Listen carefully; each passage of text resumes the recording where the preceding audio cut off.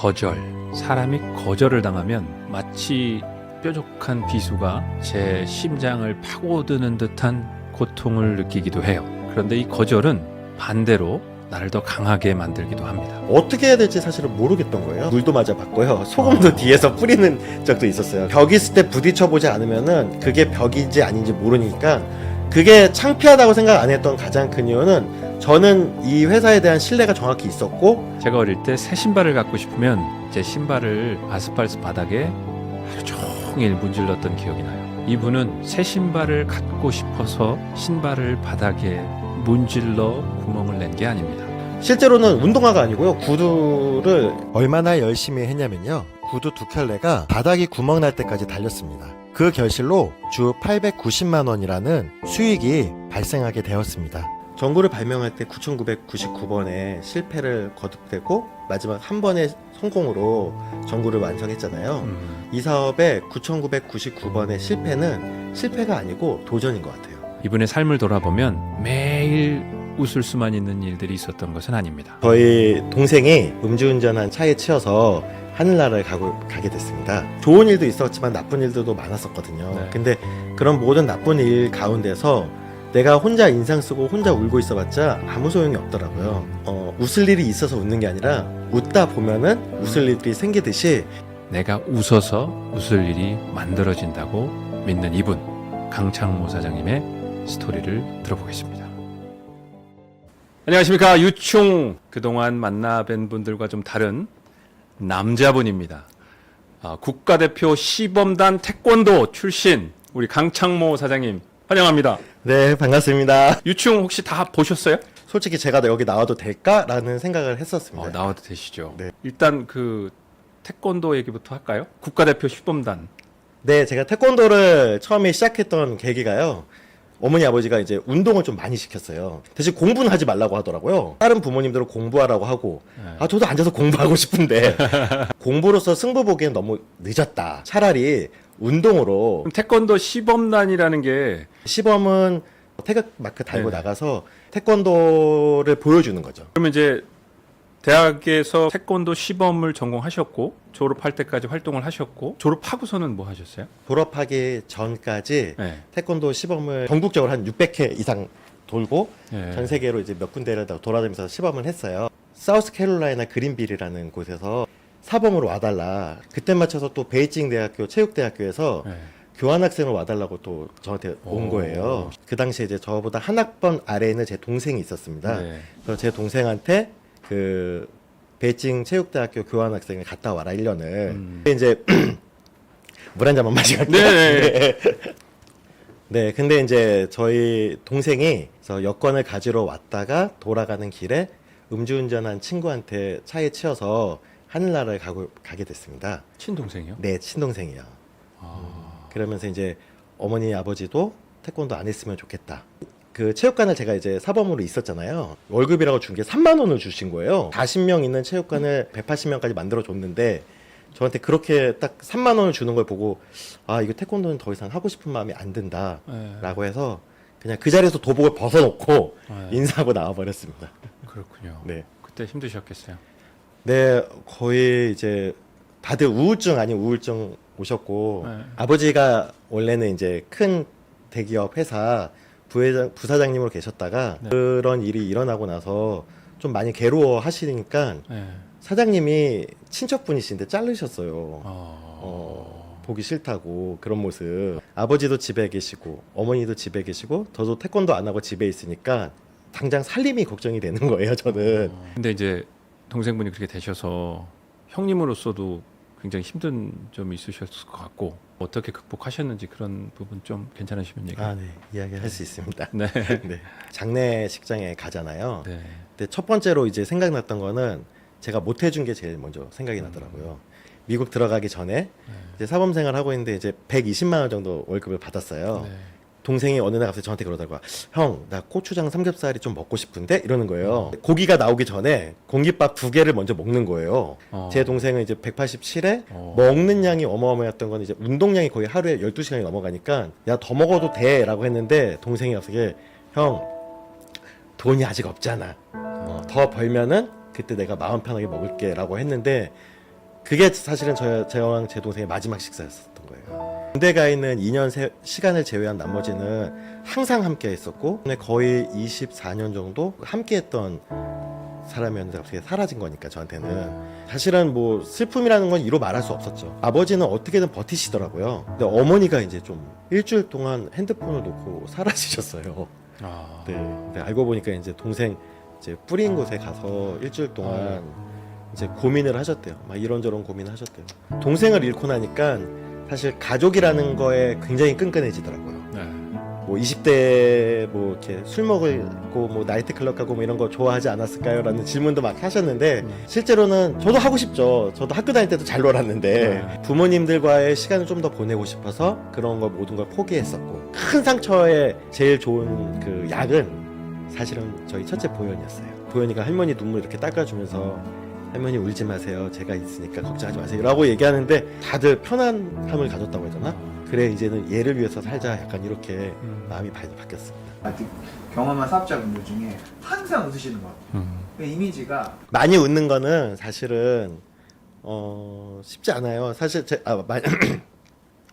좋은 일도 있었지만 나쁜 일들도 많았었거든요. 네. 근데 그런 모든 나쁜 일 가운데서 내가 혼자 인상 쓰고 혼자 울고 있어봤자 아무 소용이 없더라고요.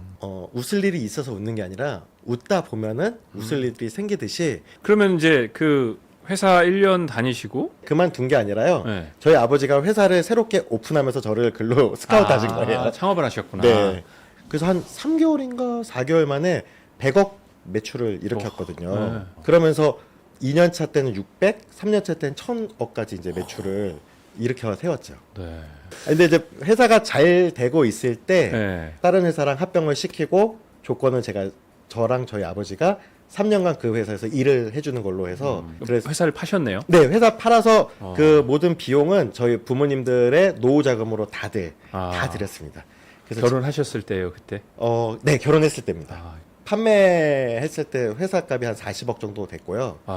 저희 와이프가 한 얘기가 네. 와닿는 게 그거는 부모님 돈이고 네. 우리는 우리가 벌어서 살아야 되는 게 맞다라고. 아이고. 그것도 내 거고 네 것도 내 거고 이렇게 하셨어야 되는데. 아, 그러셨구나. 멋지시네요. 저는 이제 가족을 좀 많이 생각하고 네. 부모님이 그 비용에 대해서 마음껏 쓸 수 있게 했으면 좋겠다는 제 혼자만의 생각이 있었는데 네. 그거를 저희 아내가 또 인정해주고 해피엔딩이라 다행입니다. 네. 네.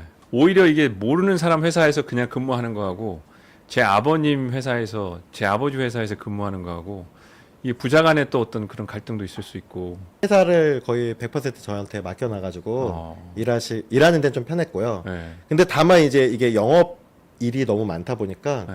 월화수목 금금금으로 술을 제가 먹을 수밖에 없었습니다. 이 회사 아버지 회사를 왔을 때 몸무게가 55kg였거든요. 네. 몸무게가 105kg까지. 2배 됐네요. 네, 한 명이 더 생겼죠. 와. 제가 그때 혈압이 180에 160이었더라고요. 저희 아버지가 그런 얘기했어요. 너는 회사에 똥 싸러 오냐고. 그러니까 왜냐면은 치질도 걸렸고 뭐 네. 신경성 대장 증후군이라고 얘기하고 뭐 여러 가지 질병들이 있었더라고요. 저희 와이프 친구가 저한테 그러는 거예요. 다이어트 한번 해보면 어떨까? 솔직히 제가 막 웃었어요. 왜냐면은 그 전까지만 해도 제가 30가지가 넘을 정도로 많은, 그러니까 55kg에서 105kg까지 그냥 찌진 않았을 거잖아요. 네. 찌면 다이어트 했다 요요고 찌면 다이어트 요요고 해서 속는 셈 치고 먹었어요. 45일 동안 제가 딱 먹었는데 네.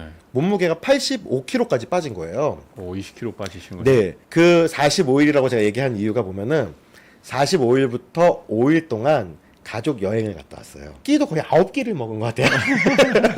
그럼 그 제품이 저희 회사 제품. 재밌는 거 이제 50일이 됐을 때 이제 집으로 돌아왔을 때 저희 아내가 몸무게 재봐 이렇게 얘기한 거예요. 네. 근데 사실은 못 재겠더라고요. 그래서 내일 잴게. 밤에 네. 몰래 나서 이제 제가 재봐야 되잖아요. 네. 내일 욕 안 먹으려면. 네. 근데 올라섰는데 몸무게가 그대로인 거예요. 그 너무 깜짝 놀라서 와 이거 진짜 대단하다. 그때부터 그 제품을 2년 동안 열심히 먹었습니다. 사업을 그때는 안 하고 네. 제 회사를 그때는 하고 있었고 저희 아내는 그냥 제가 다이어트 성공한 걸 보고 동네 아줌마들의 남편분들을 시키게 됐고 저희 딸이 또 좋아지는 걸 보고 아빠들의 딸들이 그 제품을 먹으면서 나중에 알고 보니까 그 당시에 한 100만 원 정도를 꼬박꼬박 벌고 있었더라고요. 한 달에요? 네, 그러면서도 제 카드로 이제 계속 제품을 사 먹고 현금은 그냥 현금은 시고 주머니에 넣고 계시더라고요. 원래는 제가 먹는 제품값만 벌자가 저희 목표였고요. 정확하게 3개월 만에 제가 먹는 금액을 페이백을 받았어요.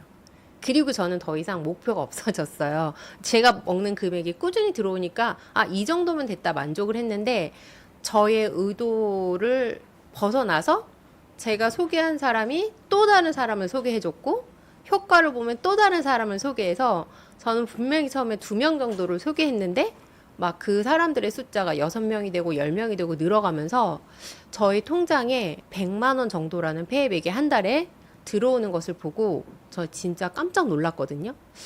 내가 출근도 하지 않고 아이와 충분한 시간을 보내면서 제품을 전달했고 또 먹겠다는 사람들을 성실하게 관리해줬을 뿐인데 저의 이름으로 들어오는 걸 보면서 제대로 하면 200만 원도 벌 수 있겠다. 그때 강창문 소장님한테 100만 원 버실 때 언제 알리셨어요? 굳이 알린 적은 없습니다. 한 번도. 남편이 저를 따라서 회사를 한번 우연히 왔을 뿐인데 사업을 같이 하고 싶다 그래서 사실은 저는 처음에 노했죠. 주부가 용돈으로 100만 원을 버는 거는 대단한 일이지만 새 가정에 100만 원으로 생활을 한다는 건 사실 굉장히 다른 일이거든요. 반대 당연히 할 수밖에 없었죠. 저는 사실은 제 동생을 잃고 나서 고민을 되게 많이 했어요. 제 동생이 일했던, 그러니까 봉사했던, 그러니까 한 10대 끼를 했더라고요, 봉사를. 저도 이제 거기서 이제 봉사를 똑같이 하면서 제 마음속에 2,000명 고아 먹이라는 말씀이 들린 거예요. 그랬는데 이제 2,000명 고아를 먹이기 위해서 제가 아버지 밑에서 11년 동안 일을 했잖아요. 그러면서 저랑 저희 아내가 먹인 숫자가 9명 정도 먹였어요. 제가 이 사업을 들으면서 갑자기 귀에 정확하게 들어오는 한마디가 있었던 거예요. 그분은 이 사업에서 11년 동안 일하는데 300명을 먹였고 저는 회사의 CEO로 11년 동안 일했는데 9명을 먹인 거예요. 집에 돌아오는 지하철에서 이제 아내한테 얘기했습니다.